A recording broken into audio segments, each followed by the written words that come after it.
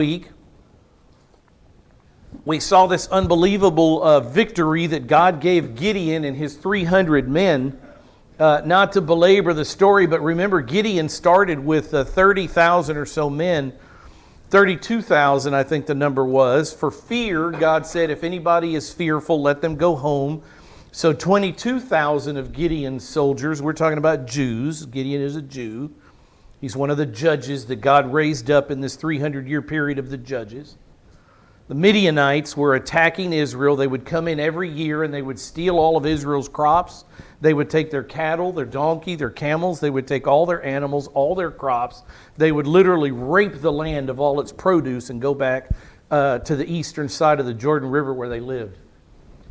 So God has decided enough. After 7 years of Midianite oppression, God has decided to raise up for Israel a judge. His name was Gideon here. And so what God had Gideon do was amass an army. And like I said, he had 32,000. God said the fearful ones can go home.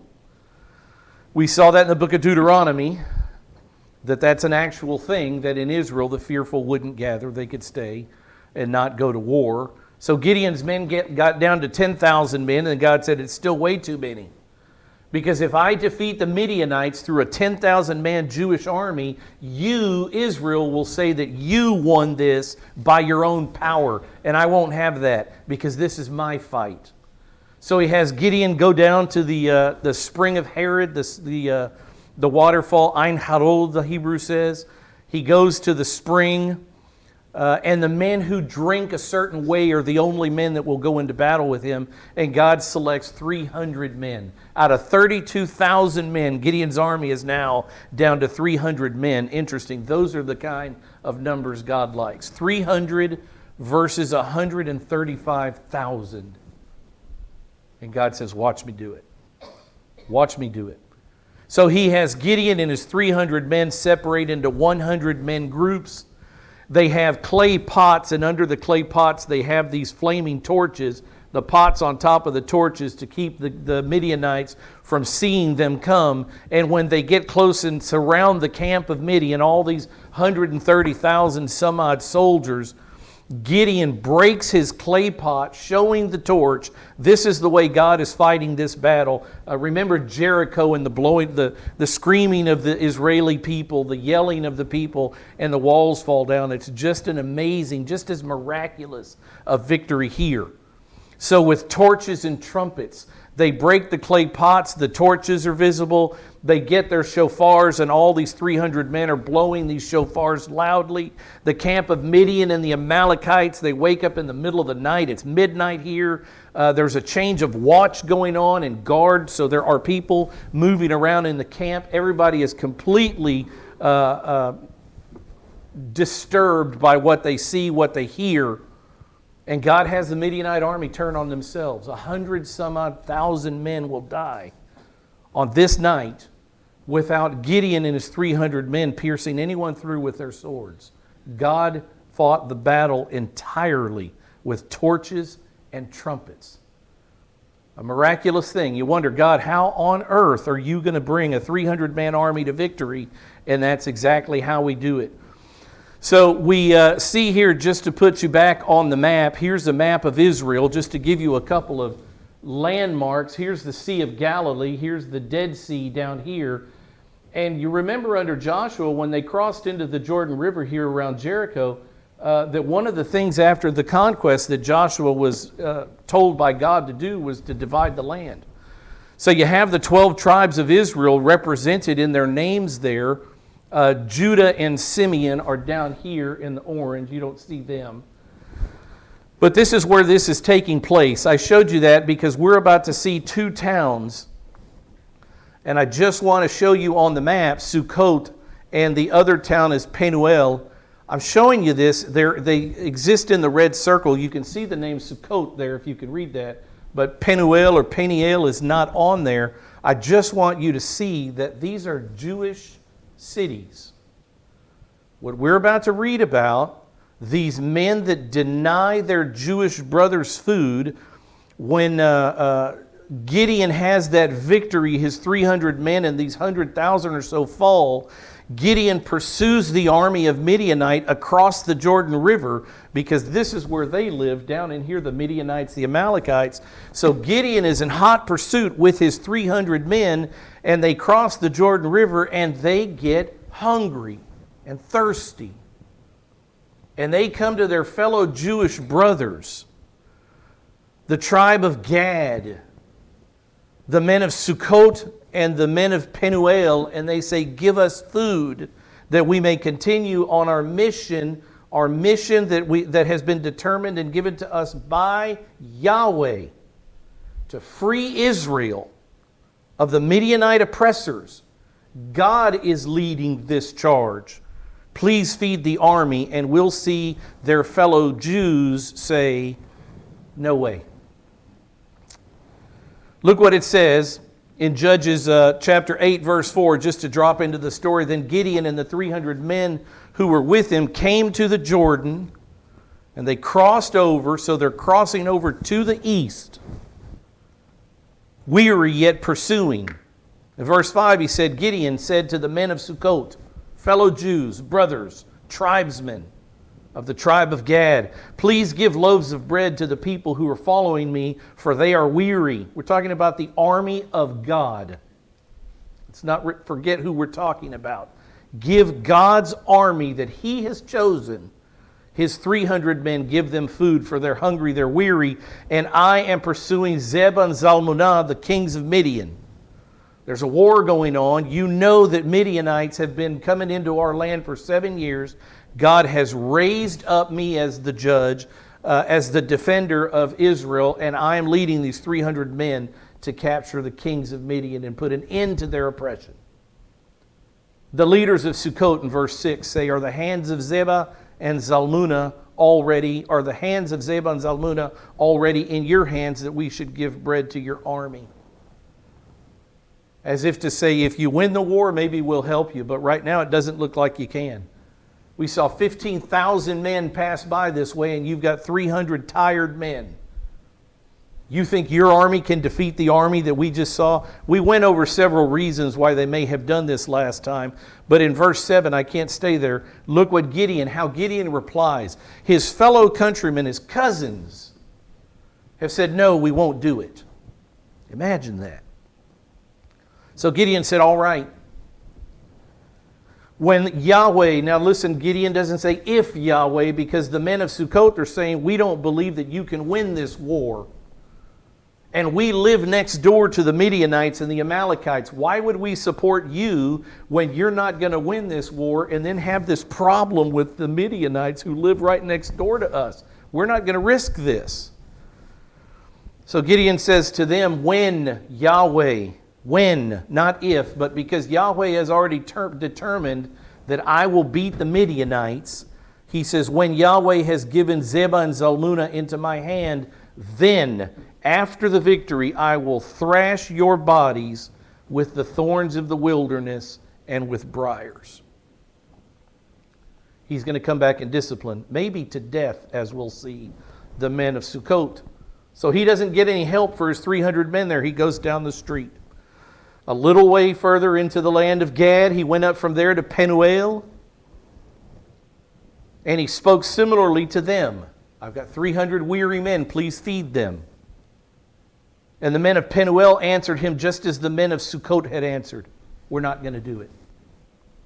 So he spoke also to the men of Penuel, and this is what he said to those, his cousins, his fellow Jews, when, not if, but when I return safely, which is to say, when I capture the kings and destroy them, I will come back to you, and I'm going to tear down this tower.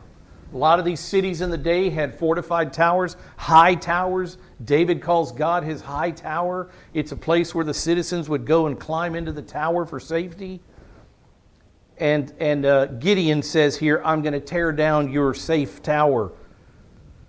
You're seeking safety. Don't miss this. You're seeking safety because you don't think God and his 300 can defeat this larger army, but I'm going to take your safety away from you. When I come back here, I'm going to destroy your tower. Drop down to verse 12. It says, when Zeb and Zalmunna fled, he pursued them and captured the 2 kings of Midian. And he routed the whole army.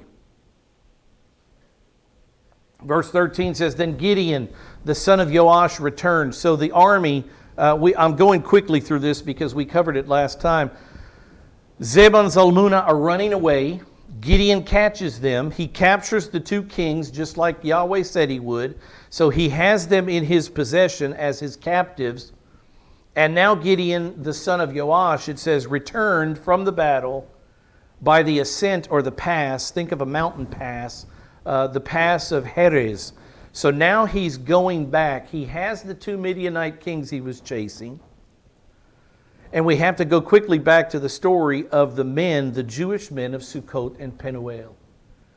Gideon had made a promise to them. To one of them, I'm going to tear down your tower, and to the other one, I'm going to thrash you with the briars of the wilderness. Let's see what he does in verse 14. He captured a youth from Sukkot, and he questioned him. So Gideon finds a young boy.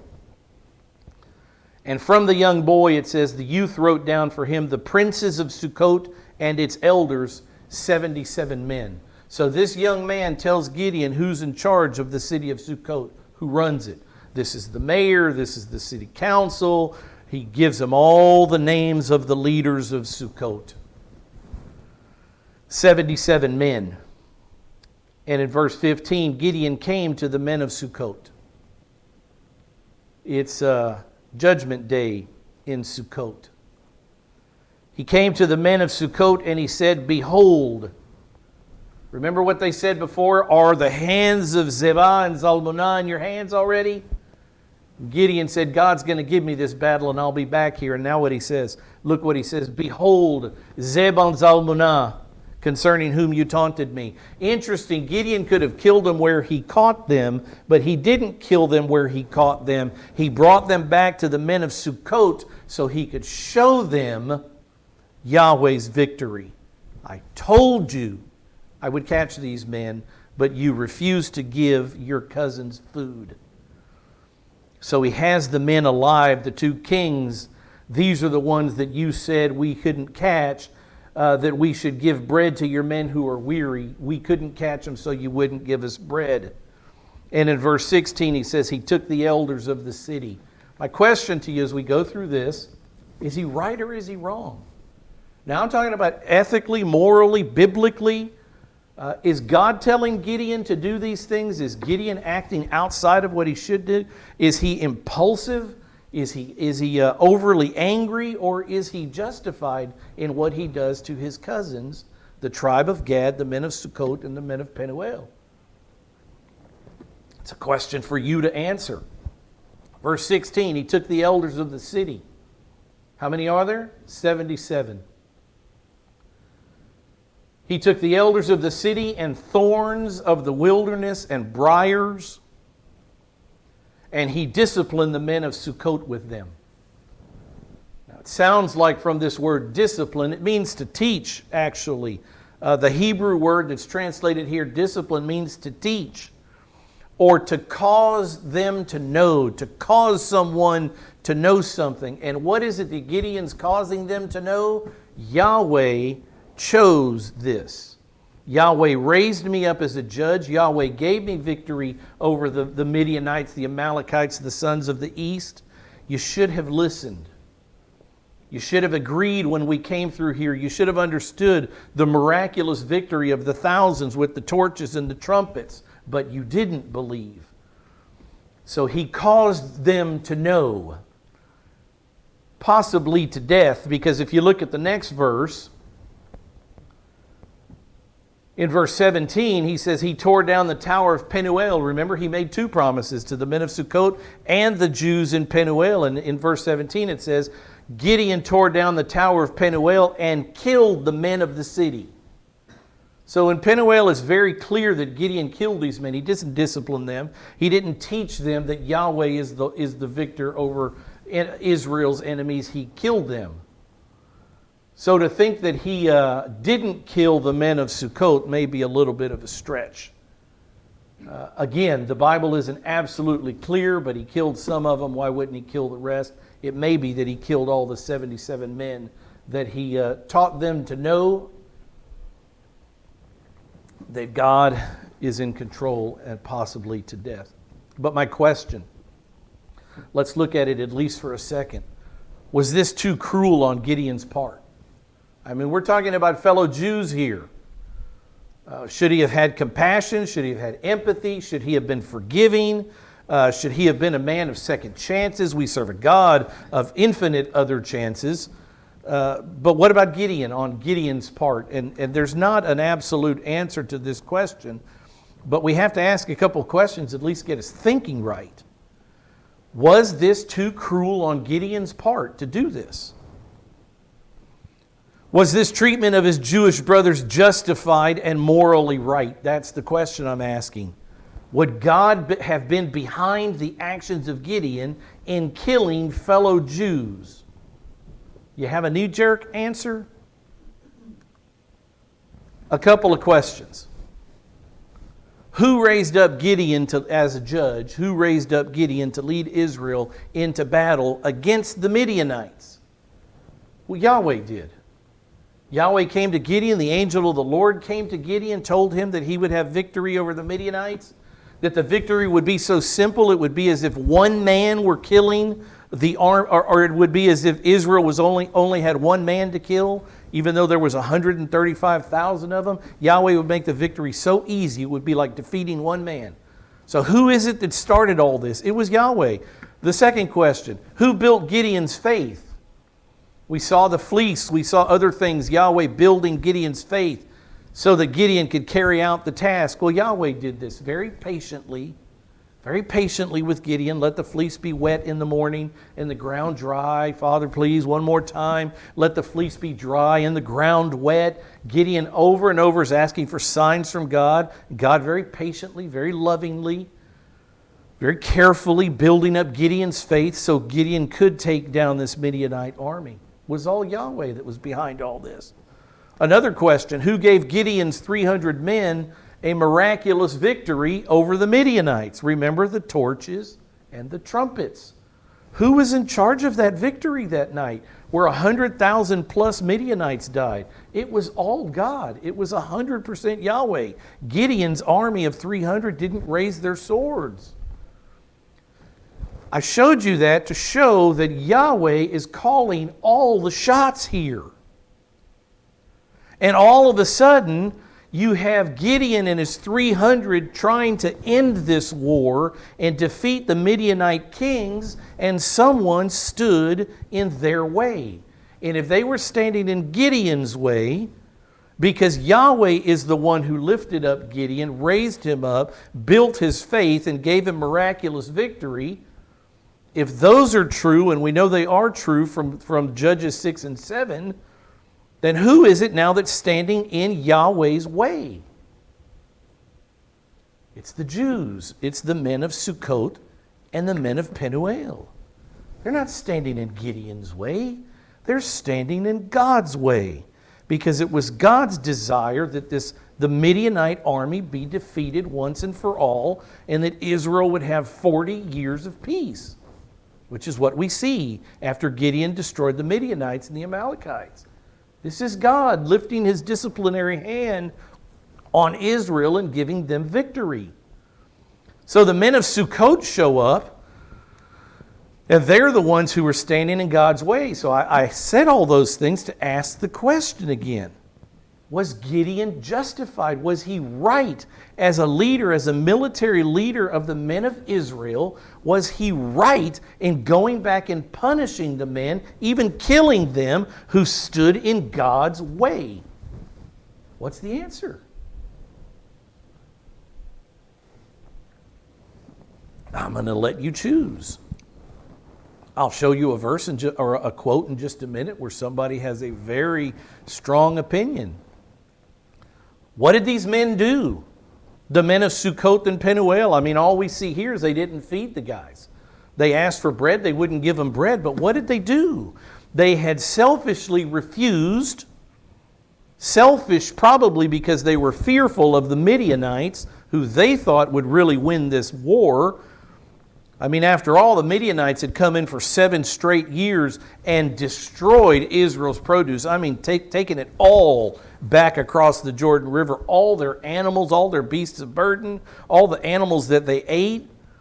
So why is this Gideon and his 300 men all of a sudden supposed to be strong enough to destroy the Midianites? They didn't believe it.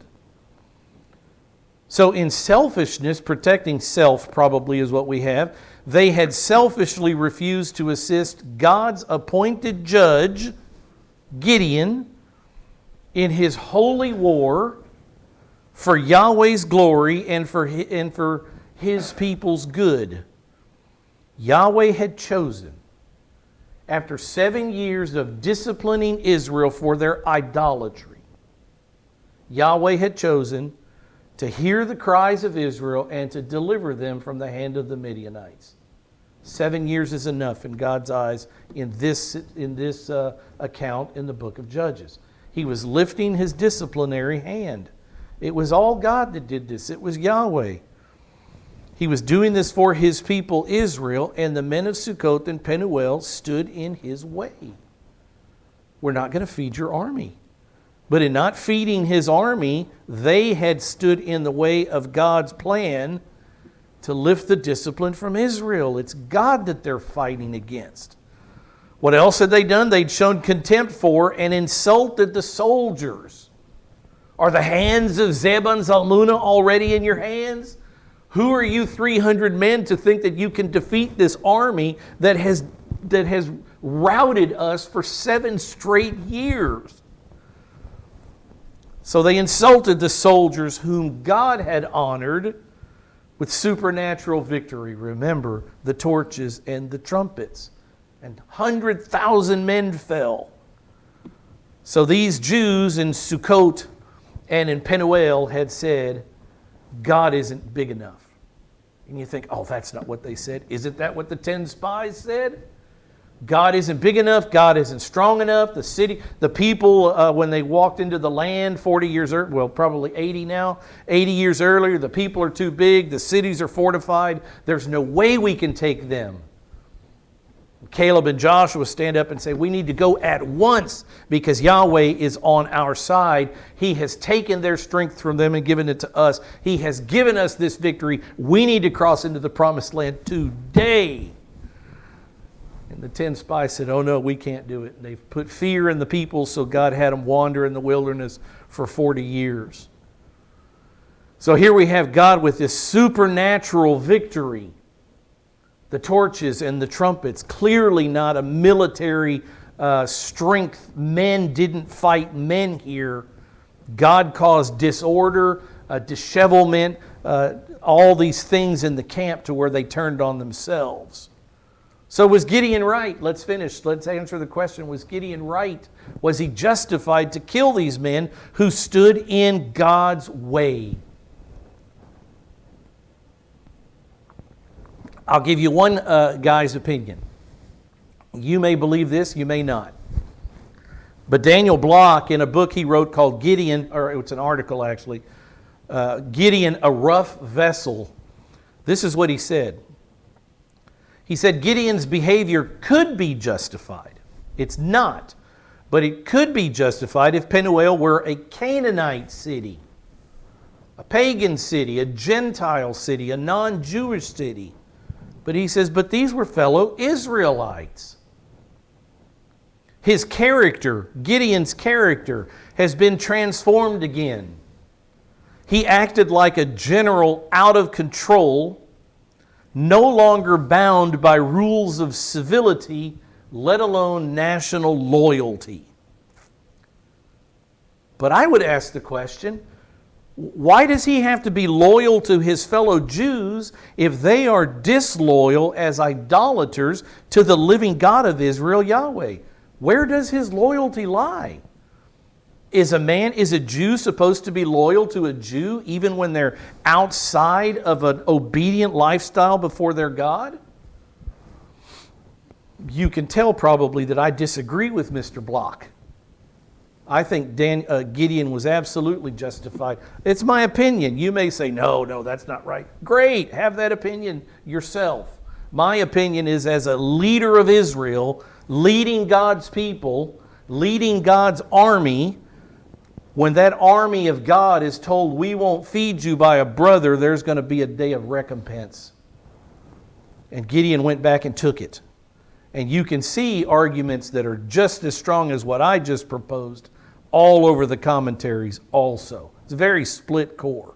One says Gideon should have been like Yahweh, forgiving, compassionate, long-suffering, etc., should have given his brothers a second chance. And others say he was right to crush them, purify the land of these unbelieving Jews, these idolaters who refuse to believe that Yahweh can win with 300 men. I'm on that side. In verse 18, Gideon goes back. Remember, he's caught these kings, Zebah and Zalmunna. What is he going to do with them? He said to Zebah and Zalmunna. Now we're talking about an event here that's not recorded in the Bible. Gideon is going to bring up an event where his own brothers were murdered by these kings. Probably in a time, remember, they've been coming into the land for 7 years. And at some point in those last 7 years, this event takes place. We're not told exactly when, but we're told here that it did happen. And that's what Gideon is questioning. So he asks these kings, Zebah and Zalmunna, what kind of men were they whom you killed at Tabor? Remember Mount Tabor on the northeastern side of the Jezreel Valley, Mount Tabor there. Gideon knows of an event where men were killed. They were his brothers. But he's asking these men to identify them, the kings. And so the kings, the Midianite kings, said to Gideon, they were just like you. And then they describe Gideon a bit, each one resembling the son of a king. So it gives us a little bit of an indication of what Gideon must have looked like. I'm talking about his stature. Because they said, the men that we killed resembled you, sir. They looked like the sons of a king. So we see here somehow how Gideon carried himself, how he was built, how he walked, his posture. Everything about Gideon must have been a step above. He resembled the son of a king. And by that description, Gideon knew, you're the ones who killed my brothers. In verse 19, Gideon says, they were my brothers, the sons of my mother. By that description, Gideon knew, you're the ones that killed my family. They were my brothers, the sons of my mother. As Yahweh lives, he swears by God, if only you had let them live, I would not kill you. The indication here is that he murdered them. If they would have died in normal battle, that's what happens in war.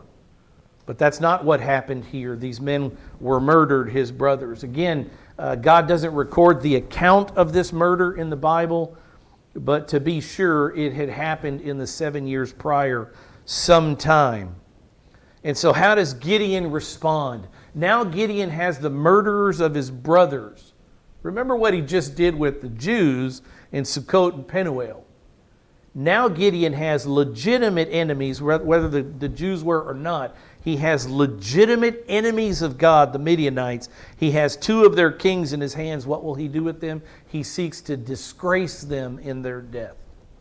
It was a disgrace to die at the hands of a youth or to die at the hands of a woman.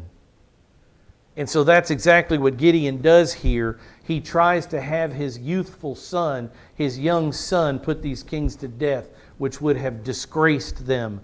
In verse 20 it says, so Gideon said to Yether, his firstborn, rise and kill them. But the youth did not draw his sword, for he was afraid because he was still a youth. Reminds me of early Gideon, the fearful Gideon. And in verse 21, the kings respond. Don't kill us by a youth. Don't do that. Kill us yourself. Zebah and Zalmunna said, rise up yourself, Gideon, and fall on us, for as the man, so is his strength. If we're going to be killed today, and we know we are, we want a man of war to do it, not a little boy. It would have been a hideous death for them to die at the hands of a young man. They're not afraid to die. Virile soldiers here, strong men, not afraid to die. So Gideon arose, and he killed Zebah and Zalmunna, and he took the crescent ornaments which were on their camels' necks. If you think of Arabia, Saudi Arabia, if you think of the Muslim world, you see this crescent, this golden crescent all over the place. If you think of different flags, you can see this in earrings and in things they wear. Here it was on the necks of the camels. This half crescent shows up all over the place in the Muslim world, in the Arab world, which is now the Muslim world. I show you this because there are certain nations that have as part of their flag, their national flag, this same crescent moon. Pakistan is one of these, staunchly, obviously run by the Muslim Brotherhood. Turkey is another country whose flag looks very much like this, a different color, but with that crescent moon on it, run by the Muslim Brotherhood. So the Arabians have kept this crescent moon shape for millennia. They had it then, they have it now. Arab and Muslim countries use this crescent shape all the time.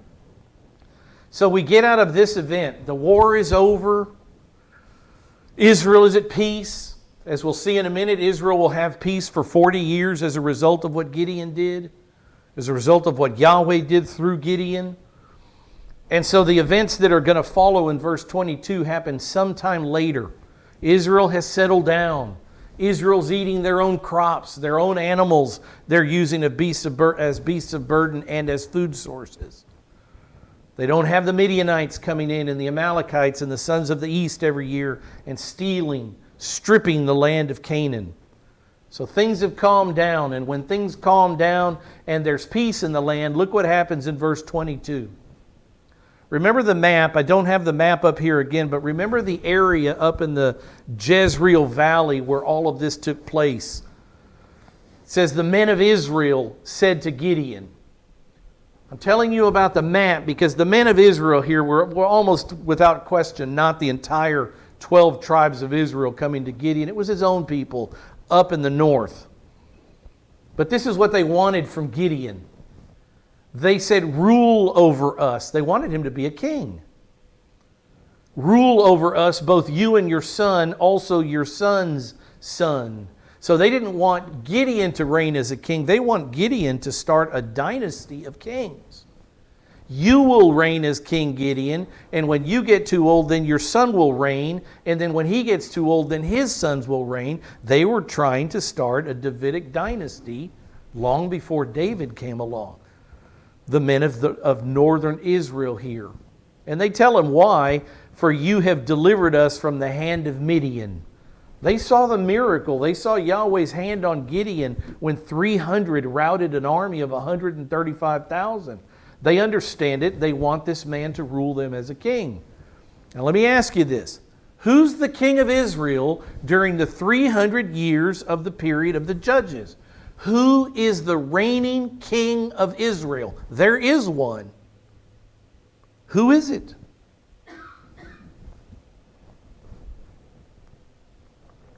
Who is it? Caleb, who is it? It's God. It's Yahweh.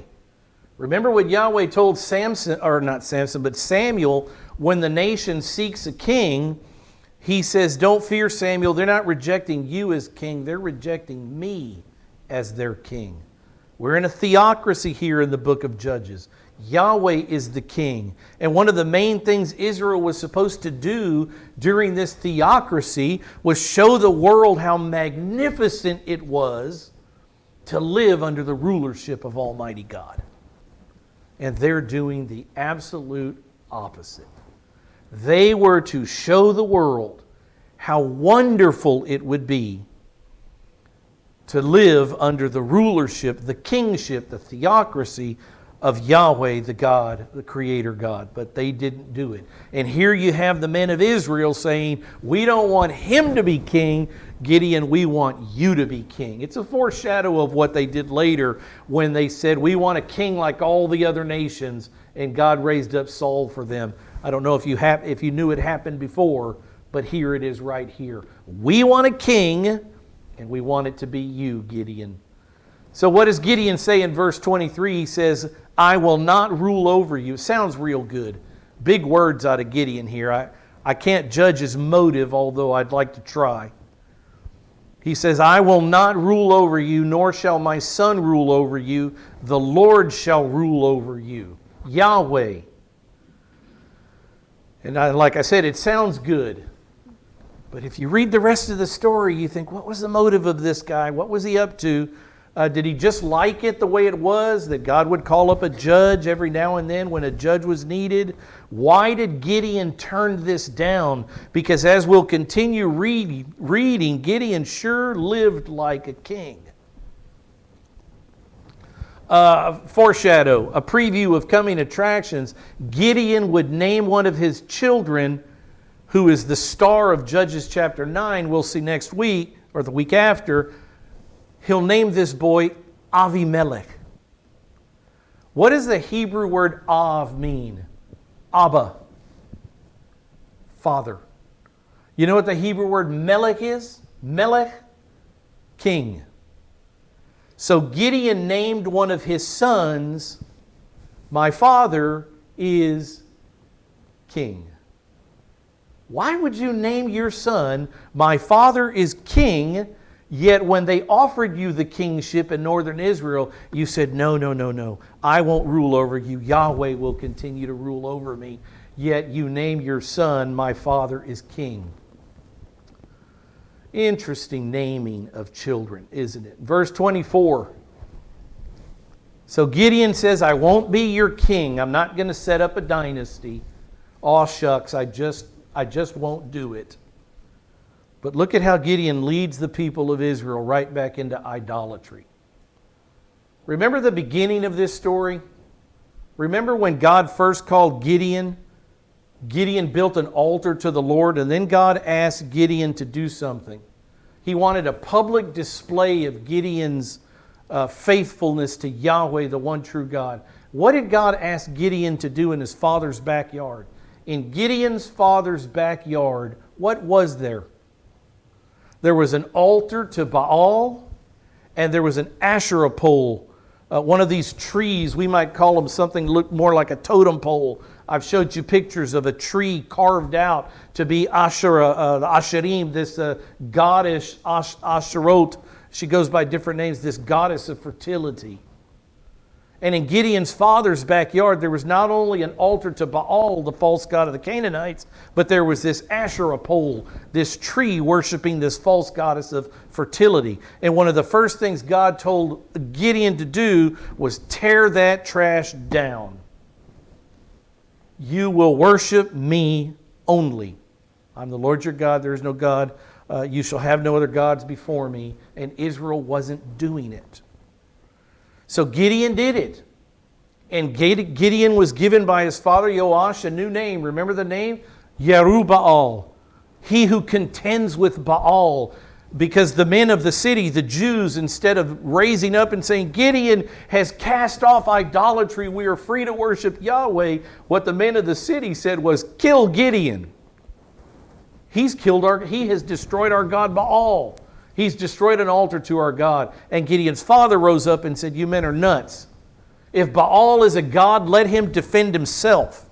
You don't have to defend a god. If Baal is a real god, let him come and have his way with my son Gideon. And so his father renamed his son Gideon Yerubbaal, he who contends with Baal. I say that because at the beginning of Gideon's call to service, when God first taps him on the shoulder and says, I've chosen you for a specific mission, I'm raising you up to be a judge, he tore down idolatry in Israel. Unfortunately, at the end of Gideon's reign as judge, we see him lift up idolatry, put it right back on a pedestal. I don't believe he did it intentionally. Again, I'm giving Gideon motive. I'm giving him the benefit of the doubt. I don't think he said, oh, Israel, let's go worship false gods now. Now that we've got Midian off our back, let's go back to worshiping false. I don't believe that was Gideon's heart. But inadvertently, he led Israel right back into idolatry, worshiping something other than the one true God, Yahweh. Look what it says in verse 24. I won't be your king. Who does this sound like, by the way, in verse 24? Gideon said to them, I would request of you that each of you give me an earring from his spoil. Anybody coming to mind?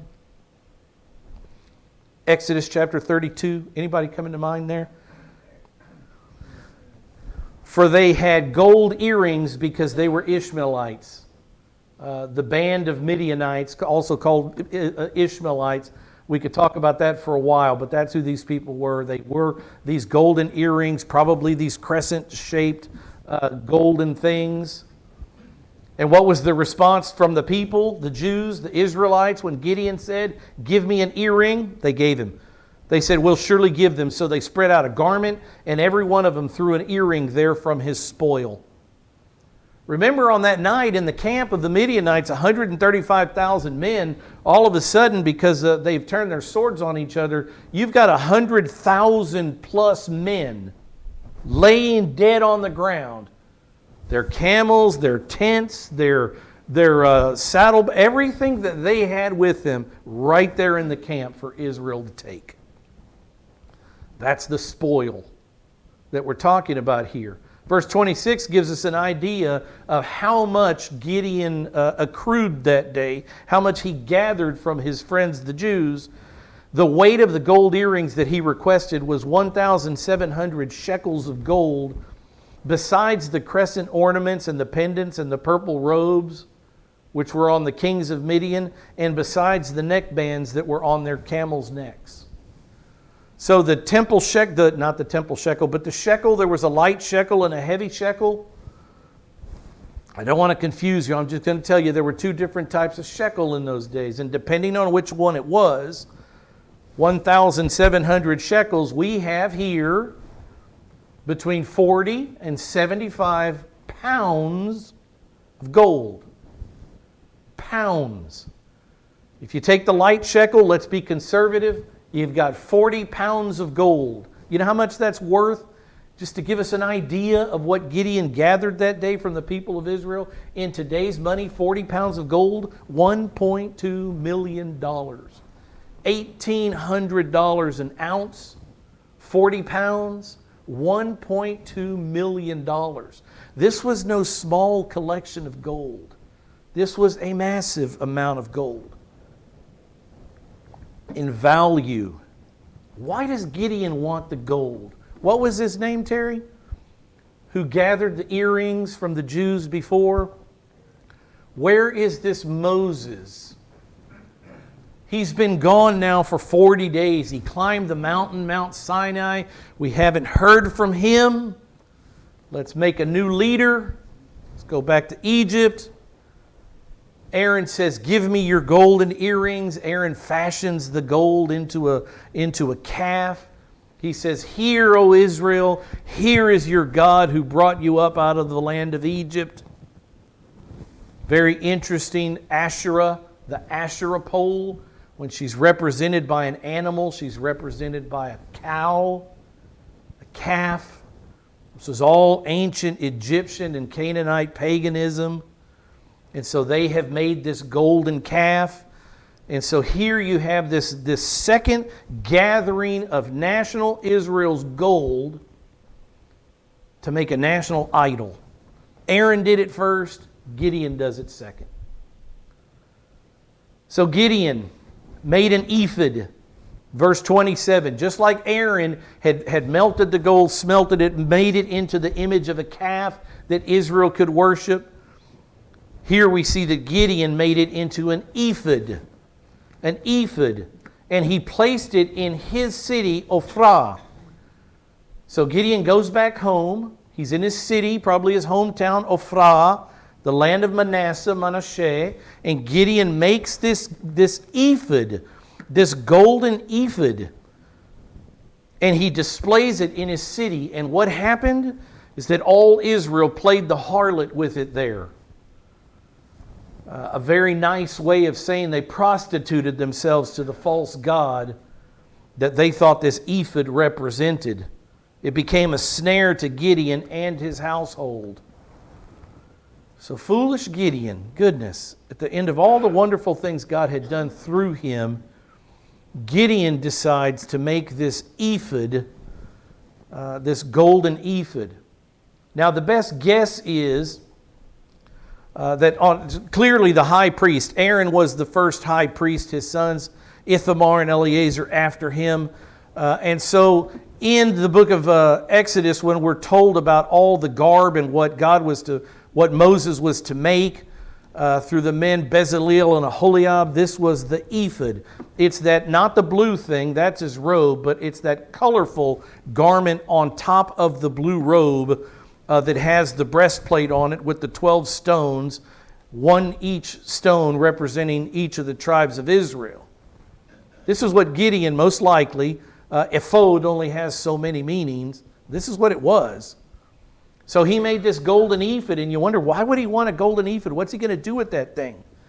And here I speculate, but others have speculated before me, he probably would wear this ephod to try to ascertain the will of God. I mean, after all, the angel of the Lord came to Gideon and spoke to him directly. For Gideon to think he could continue having a relationship with God where God spoke directly to and through him to Israel, that's not a stretch.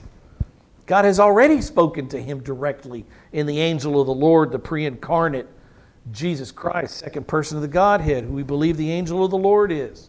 So for Gideon to continue thinking God would speak to him and to make this golden ephod that he could wear when he tried to ascertain what God wanted Israel to do is not a stretch. So I think he likely wore this ephod representing the high priest to learn the will of God. I could be completely wrong, but there would be a lot of guys that would have to be wrong also. It's a speculation as to what he did with it. But it's not uncanny to think that he would think he could speak to God by wearing this thing.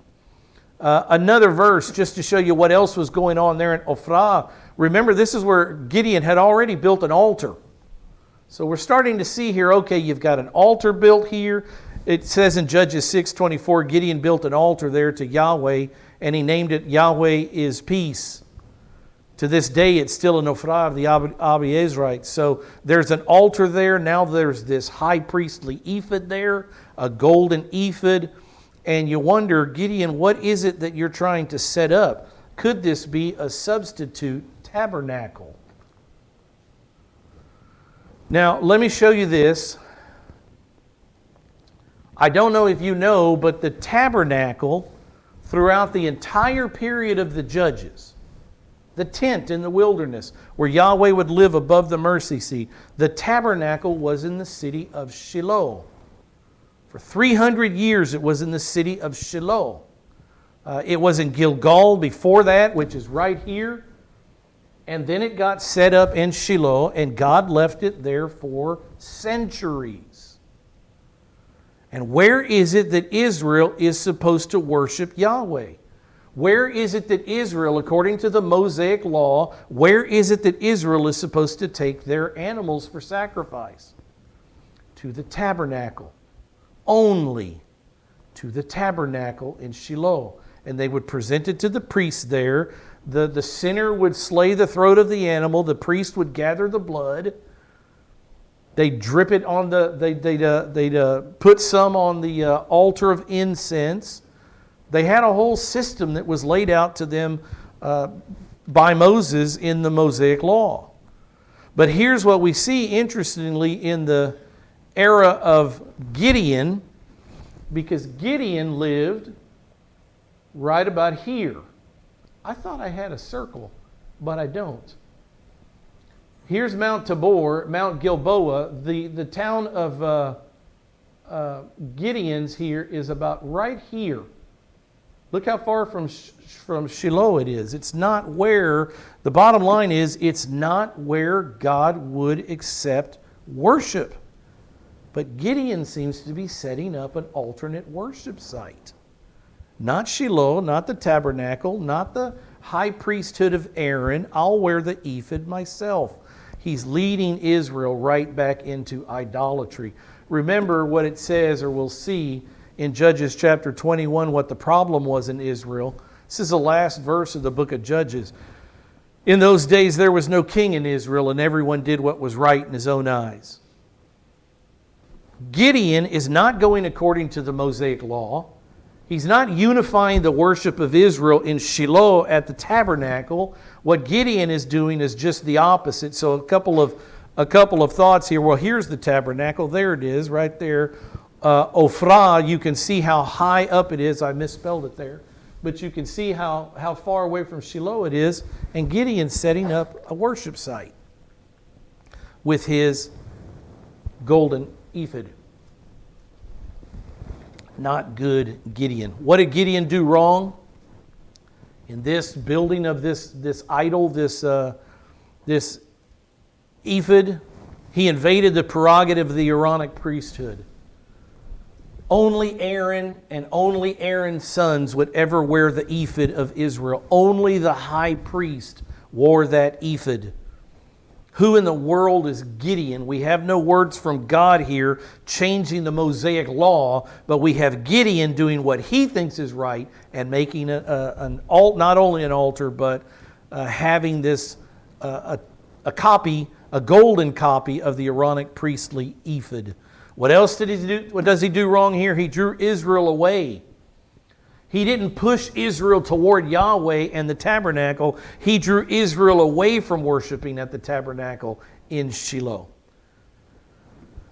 Probably the Aaronic priesthood was not very popular in these days. Israel was almost entirely idolatrous, worshiping something other than the one true God. So the high priest probably didn't have a great name in these days. He wasn't doing a good job keeping worship in Israel pure.